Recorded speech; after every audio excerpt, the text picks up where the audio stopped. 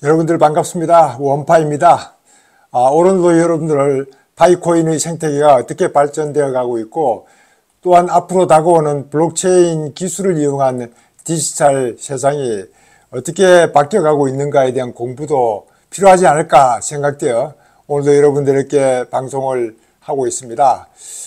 로바는 하루아침에 이루어지지 않는다는 말과 같이 파이 생태계도 오랜 기간을 거쳐 이루어질 각오로 임해야만 실망감도 줄이고 기대감으로 채워나갈 수 있지 않을까 하는 말씀을 좀 드립니다. 최근에 나왔던 파이코인에 관련되는 뉴스 중에 직접 파이코인하고는 관계가 없지만은 우리가 파이코인을 활용하는 것도 이렇게 이제 블록체인 기술을 좀 더 우리 사회 일상에서 도움이 되도록 하기 위해서 이제 하고 있는 것들인데, 이것 중에서 가장 핵심적인 것이 스마트 컨트랙트에 관련되는 겁니다. 이 스마트 컨트랙트를 해야만 모든 것이 이제 프로토콜에 의해서 어떤 비즈니스가 이루어지고 거래가 이루어지고 편리하게 활용할 수 있기 때문에 우리가 블록체인의 이 기술이 이거 왜 필요하다 하는 것을 이제 알 수가 있습니다. 모든 이제 그 고용 관련되는 계약 같은 이런 모든 것들도 이 블록체인 기술에 의해서 스마트 컨트랙트를 하게 되면 엄청난 효과를 볼 수 있다는 것을 이제 제가 가끔 말씀드렸는데,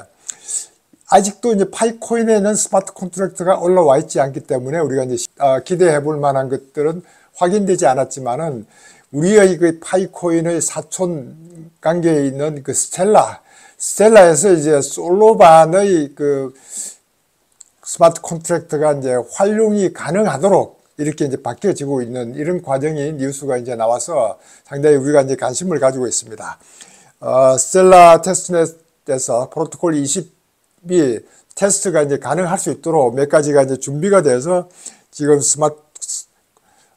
컨트랙트를 사용할 수 있도록 이렇게 해 나가는 것이 이제 트위터에서 여러 뉴스들이 나왔고, 그것이 이제 파이 네트워크와 어떤 관계가 있는지 하는 그런 그 질문도 있었지만은, 많은 사람들은 우리가 이제 그 스텔라 컨센서스 프로토콜을 이용하고 있기 때문에 파이코인도 그와 같은 그 스텔라의 스마트 컨트랙트를 이용할 수 있다, 이렇게 이제 저희들이 보고 있으니까 여기에 상당히 관심을 가지지 않을 수가 없습니다.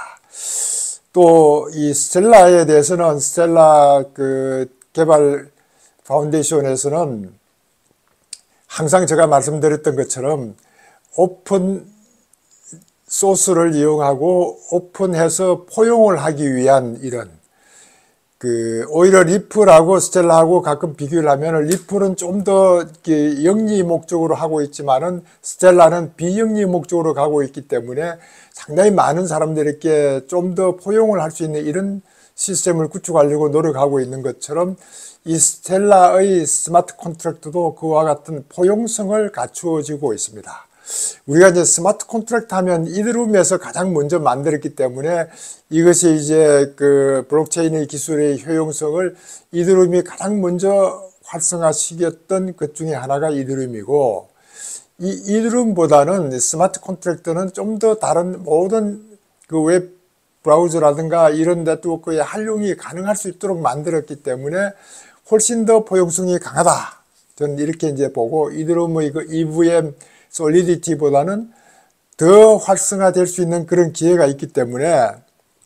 우리가 이제 솔로반 그 스마트 컨트랙트를 관심을 가지고, 이것이 이제 파이 브라우저에 활용할 수 있는 이런 그 체계를 갖출 수 있기 때문에 관심을 가지는 것처럼, 이렇게 이제 스텔라와 솔로반은 상호 운용성과 포용성을 굉장히 강조해서 만들었던 그런 코인이고 그 스마트 컨트랙트의 어떤 시스템이니까 이 파이코인하고 가는 방향이 상당히 가깝다. 제가 리플에 대해서 항상 말씀드리는 것은, 리플이 암호화폐 세계에 얼마나 해외 송금이라든가 이런 것들 편리하게 하고 있고, 그 자본 토큰화 시대에 이렇게 활성화시킬 수 있는 것들이 얼마나 도움이 되는지를 이제 확인하는 것은, 파이코인이 가야 될 길을 좀 더 광범위하게 보기 위해서 이제 제가 리플에 대해서 가끔 얘기 드리고, 스텔라는 리플하고는 조금 다르지만은 스텔라의 역할은 리플이 하고 있는 은행 간, 기관 간에 주로 하는 역할보다는 스텔라는 좀 더 이런 개인 간의 이런 그 소매용으로 하고 있는 것이라고 말씀드렸고, 파이코인은 기관뿐만 아니고 소매도 할 수 있는 둘 다의 역할을 할 수 있다고 해서 제가 항상 관심을 가졌는데, 여기에 이제 스텔라의 그 스마트 컨트랙트가 사용할 수 있도록 만들어지 가고 있는 이런 과정이 상당히 반가운 소식이라서 여러분들에게도 말씀을 드리고 싶어서 이렇게 방송을 하고 있습니다. 최근에 이제 그 뉴욕 암호화폐 규제 당국이 토큰 그린 리스트를 이제 발표를 했는데, 여기에 마침 또 리플과 도지코인 같은 것이 제거가 되어 있다, 이런 뉴스가 나오니까 저도 이제 리플이 관련되어 있으니까 이게 도대체 그 뉴욕 금융당국에 이게 무슨 얘기인가 하고 또 팔로우를 하지 않고, 갑자기 왜 리플이 그 리스트에서 제거됐느냐. 여기에 이제 그린 리스트라 하면 우리가 뭐 블랙 리스트, 화이트 리스트 하듯이 좀 그런 이제 그린 리스트의 상황이 이루어지니까 이제 관심을 한번 가져봤습니다. 그래서 이게 또 기관의 허가, 비트 라이센스 프로그램을 받은 디지털 회사가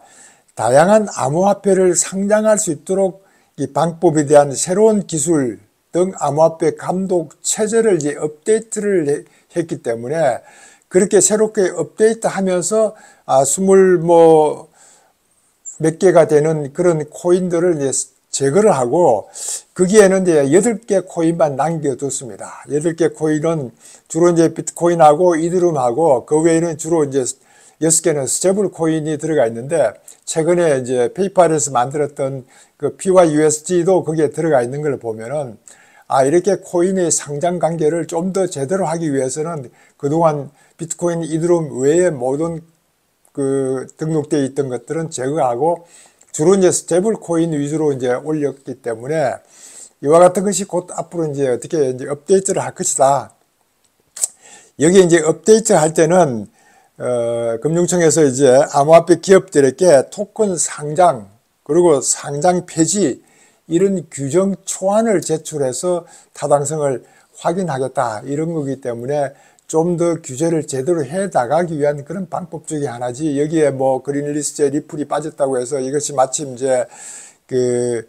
SC하고의 관계에서 소송에서 문제가 됐기 때문에 그런 건 아니냐 하는 이런 우려하고 있는 바도 있었는데, 여기에 이제 리플 그 존 디턴 변호사가 했던 말이, SC와의 미등록 정권 소송 약식 판결과는 전혀 관계없고 정치적이나 징별적 성격은 아니다. 그러니까 우리가 좀 더 암호화폐 세계에 이 규정을 제대로 해 나가기 위한 하나의 방법이었다라고 이제 생각을 해서 저도 거기에 대해서 더 이상 관심을 안 가지기로 했습니다. 코인베이스가 또 어떤 그 역할을 하려고 뉴스에 나온 걸 보면은,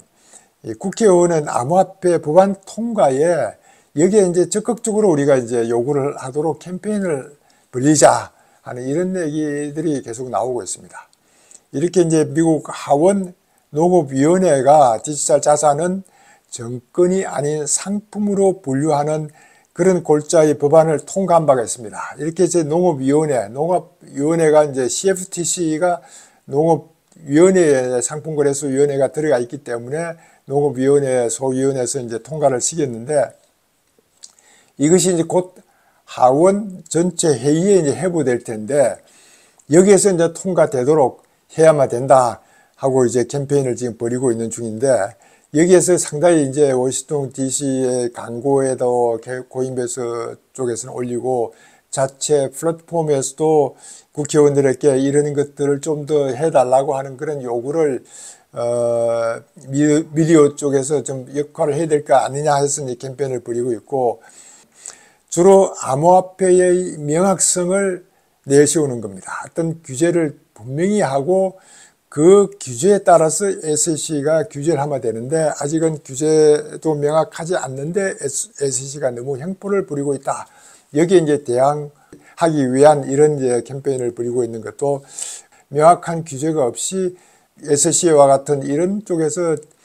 집행하면서 문제가 되니까 소송 걸고, 거기에 또 판결에서 이기면 승수한 돈 가지고 다시 다른 일을 벌이고 있고, 뭐 이와 같은 행위를 계속하고 있는 것 같아서 저도 상당히 못마땅하게 이제 보고 있는 중에 하나인데, 이게 워낙 미국이라는 나라가 이 암호화폐를 차지하고 있는 비중이 크니까 이게 제대로 규정이 잡혀 나가야만 우리도 이제 따라가니까 미국 규제가 어떻게 바뀌는지 우리가 이제 관심을 안 가질 수가 없습니다.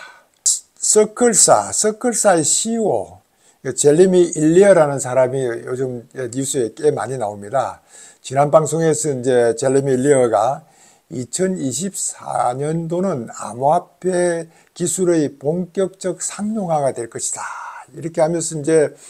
상당히 활성화를 시키기 위한 이런 그 계획들을 발표한 적이 있어서 저도 방송에서 말씀드렸는데, 스테이블 코인 규제안이 의회 통과가 어려울 듯하다. 이런 표현을 썼습니다. 이게 이제 스테이블 코인이 규제안이 통과가 어렵다는 이런 표현을 썼던 그 내용을 들여다보면은, 미국에서는 지금 이제 스테이블 코인의 규제가 필요하다 이런 공감대는 상당히 이제 활성화되어 있는데, 관련 법안이 통과될 것이라고는 생각하지 않는다. 그 이유 중에 하나가 이제 연준이 이 스테이블 코인에 대한 문제에 개입하는 것이 가장 큰 장애물이다. 이렇게 이제 보고 있습니다. 이게 이제 여러분들 기억나실지 몰라도 페이팔이 스테이블 코인을 만든다고 이제 뉴스에 나오자마자 그 다음날 바로 연준에서는 스테이블 코인 규제를 이렇게 해야 된다 하고 이제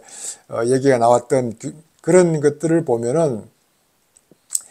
지금은 이제 연준 입장에서는 법안 통과를 지연시키거나 아예 폐기하도록 유도할 수도 있다. 이런 포인트를 썼거든요. 지금 이제 그 스테이블 코인은 지금 상태가 어떤 상태냐면, 미국 하원 금융위원회에서 스테이블 코인에 대한 연방 차원 규제 프레임워크가 필요하다 해서 법안을 통과시키고, 이것이 이제 하원 전체 회의에 이제 올라가면은 상원 의결을 하게 되는데, 여기에 해당 부분에 연준이 스테이블 코인 발행하기 위한 요구 사항을 작성해서 요구하도록 되어 있는, 여기에 연준이 이제 관련되어 있으니까 연준이 법안 통과를 지연시키거나 폐기할 수도 있다. 이런 포인트를 써서 분위기가 아직도 스테이블 코인에 대해서 법안 통과의 가능성을 좀 더 우려하고 있는 이런 상황을 볼 수 있는데, 이제 스테이블 코인 법안에 관련돼서 여러분들하고 잠깐 얘기를 나눠보면은, 제가 이제 유럽 쪽에서는 미카가 이제 암호화폐 법안으로서는 처음으로 이제 채택이 되었던 미카가 스테이블 코인에 대해서는 어떤 규제 입장이었냐면은, 스테이블 코인 규제가 이제 미카에서 가장 앞섰기 때문에 우리가 참고를 하는데, 스테이블 코인은 자산 중거 토큰이라 이렇게 이제 포인을 했습니다. 자산 중거 토큰은 이제 충분한 유동성 자산을 가지고 일부 예치금을 갖다 놓고 나면 이제 스테이블 코인 발행하는 것도 가능하다. 뭐 이런 차원에서 이제 자산 중거 토큰인데, 일단은 가능하도록 이렇게 만들어 놨습니다. 이렇게 해서 이제 미카에서 스테이블 코인에 대한 규제가 만들어지고 등등 하고 있고, 지난번 방송에서 이제 일본에 대해서 제가 말씀드린 그 일본 미쓰비시 그룹에 있는 은행에서는 그 프로그맷이라는 그 플랫폼을 만들어서, 여기에 나오는 프로그맷 코인은 일본 엔화를 배경하고 있는 그런 스테이블 코인입니다. 여기에는 미주오라는 은행이 이제 들어가서, 미주오라면 상당히 큰 은행 중에 하나고, 저도 2002년도 동경공업대학에 가 있을 때 제가 이제 월 받았던 돈이 700 내지 한 800엔 정도 이제 받았던 돈이 항상 미주오 통장을 통해서 이제 들어왔기 때문에, 그 미주오 통장에 대해서 아직도 제가 그 통장을 기념으로 가지고 있는 이런 미주오가 이런 미쓰비시 은행의 그 스테이블 코인 만드는데 들어갔다 하는 뉴스를 보고, 그래도 반가운 이름이었다 이런 생각이 들고, 일본의 8개 은행이 여기에 이제 그 스테이블 코인 발행하는데 참여를 해서 상당히 일본은 활성화를 시키려고 노력하고 있다 하는 이런 얘기를 안 드릴 수가 없습니다. 최근에는 이제 일본 노무라 암호화폐 자회사가 기관용 비트코인 펀드를 출시했다. 그래서 이것도 이제 상당히 그 큰 뉴스 중에 하나인데, 이 노무라라는 데하고 이런 그 SBI, 소프트뱅크하고 협력해서 웹3 토큰에 이제 투자를 하겠다. 이렇게 이제 발표를 했던 것도 상당히 큰 뉴스 중에 하나고, 이렇게 이제 그 SBI는 SBI의 회장으로 있던 분이 2025년도까지는 일본의 모든 은행에서는 리플을 사용하게 될 것이다. 이렇게 얘기했던 것도, 이렇게 스테이블 코인을 만들고 이런 스테이블 코인의 서로 브릿지 역할을 하고 또는 해외 송금망을 구축하고 하면서 SBI가 리플의 그 대주주로서 큰 역할을 하고 있기 때문에, 지난번 방송에서 그 일본의 25%가 리플을 선호하고 있고 하는 이런 것들도 그와 같은 역할을 하고 있는 것 같고, 일본은 이게 웹3 이런 육성을 위해서 기관과 이런 그 은행과 정부가 적극적으로 하고 있던 것을 보면서, 잃어버린 이와 같은 년의 그 모든 것을 회복하기 위한 것에 이런 웹3 블록체인 기술을 활성화시키려고 노력하고 있는 것 같아서, 이것이 이제 가장 제가 봐도 일본은 뭐 우리보다는 조금 더 이 디지털 쪽에 뒤처져 있던 거를 이제는 앞서가고 있는 이런 뉴스를 보면서 저도 상당히 안타까워서, 우리의 그 가상자산법이 이미 이제 국회에 통과가 돼서 일부는 계류 중에 있기도 한데 좀 더 활성화시킬 수 있는 이런 계기가 되면 좋겠다 하는 이런 말씀을 우선 드립니다. 이렇게 영국하고 이런 쪽에 미카를 한 이런 쪽에서는, 영국 금융당국에서는 벌써 가상자산 기업하고 은행 간의 논의의 장을 마련해서 이렇게 가상자산을 하는 기업들이 계좌 확보하기가 어려운 것을 은행에서 적극적으로 계좌를 해줄 수 있도록 이렇게 정부가 직접 나오는 이런 것들도 보고, 영국에서는 정부에서 적극적으로 지원하고 있고 일본도 마찬가지고, 영국과 일본이 상당히 이런 쪽에 정부 지원을 적극적으로 하고 있는 것 같고, 이제 조금 있으면 이제 중국도 정부 지원이 이제 적극적으로 나오지 않을까. 이제 암호화폐가 허용되는 쪽으로 이제 방향을 틀어가고 있는 것이 눈에 보이니까, 이렇게 해서 상당히 관심들을 가지고 있는 걸 보고, 우리도 이와 같은 역할을 할 수 있는 그런 시대가 곧 올 것 같다 하는 그런 기대를 한번 해보기도 합니다. SEC에서는 또 다른 거래소, 지금도 이제 코인베이스와 바이낸스 이런 것들을 이제 소송해 놓고 있는데, 다른 거래소와 디파이를 조사 범위를 넓히겠다. 이 디파이는 블록체인 기술의 가장 핵심 중에 하나의 금융 거래인데, 이 디파이를 건드리기 시작하면은 끝없이 건드려야 되는 것이 이게 문제가 되는, 이 문제를 SEC에서는 건드리겠다 해서 이제 이런 얘기들을 정권집행 포럼 센트럴 같은 이런 데 가서 얘기하니까, 정권하는 사람들에게는 암호화폐하고의 어떤 적대관계에 있던 이런 관계 중에서 이 정권 규제당국이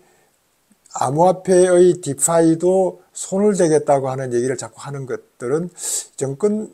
쪽에 있는 분들에게 좀 더 이렇게 암호화폐를 자기들이 이렇게 견제하고 있다는 걸 보이기 위한 쇼잉인지, 앞으로 정말 디파이까지 손을 댈지 저도 이제 그게 궁금하고 있는 중에 있습니다.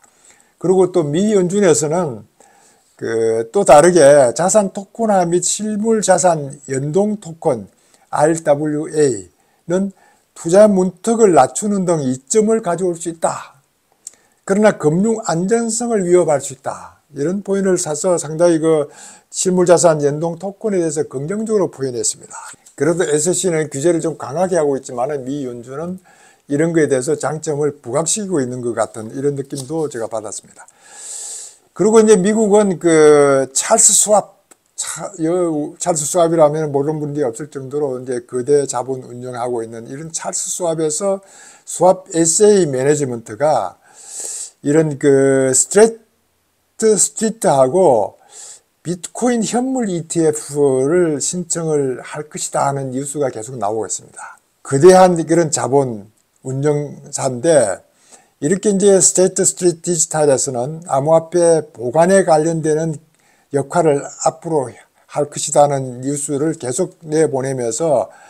올해 말까지 보관 솔루션을 구축 완료할 예정이다. 이렇게 얘기하고 있습니다. 우리가 이렇게 이제 그 디지털 자산을 관심을 가지고 있는 뱅가드라든가 블랙록이라든가 스트리트 스테이트는 미국 기업 대부분을 소유하고 있는 이런 기업들인데, 이런 기업들이 앞으로 이제 암호화폐 생태계에 직접적으로 관심을 가지고 있으니까 이게 그 현물 ETF만 이루어진다면은 엄청난 그런 변화가 예상될 수 있다. 저는 이렇게 이제 보고 있고, 또 시티은행에서 또 요즘 기간 디지털 자산 거래 결제 지원 블록체인 서비스를 개발해 가지고 뉴스를 만들고 있는 게, 이 시티 토큰 서비스라고 해서 고객이 토큰화된 예금, 국경 간 결제 및 자동화된 무역 금융 솔루션을 24시간 이용할 수 있도록 지원하겠다. 그래서 이제 이 시티그룹이 머스크, MERSK, 머스크 하면 우리 그 컨테이너에 항상 이제 크게 써놓고 있기 때문에 익숙했던 그 머스크하고 제휴를 이런 그 시티 트레이드 앤 트레이드 솔루션을 파일럿 프로그램을 시작했다. 이런 뉴스가 나와 있습니다. 이것도 이제 스마트 계약을 이용한 즉각적인 계약을 제공하는 이런 어떤 편리성을 주고 있기 때문에 이것도 엄청난 큰 그 블록체인 기술의 활용이고 스마트 컨트랙트의 활용이니까 이게 뉴스가 되지 않을 수가 없습니다. 이런 와중에 이제 그 리플 브래드 갈링하우스는 우리가 수십억 달러의 문제를 해결한다면은 XRP는 다음 비트코인이 될 것이다. 이런 표현을 썼습니다.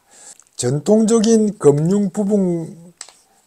같은 규제 불확성성이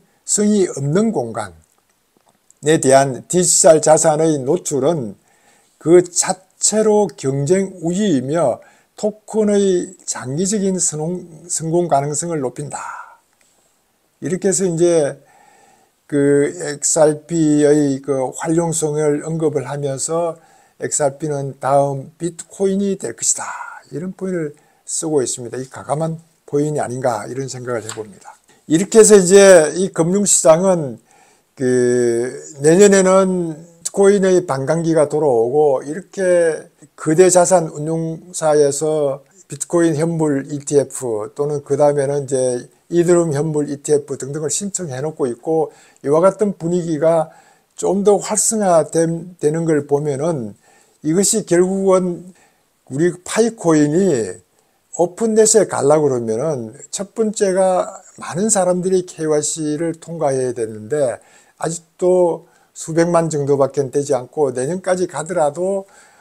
그렇게 뭐 600, 700 정도 되지 않을 것 같은 이런 인상을 받지만은, 그래도 어느 정도 갔을 때 오픈넷에 갈 수 있는 조건인지는 명확하지 않기 때문에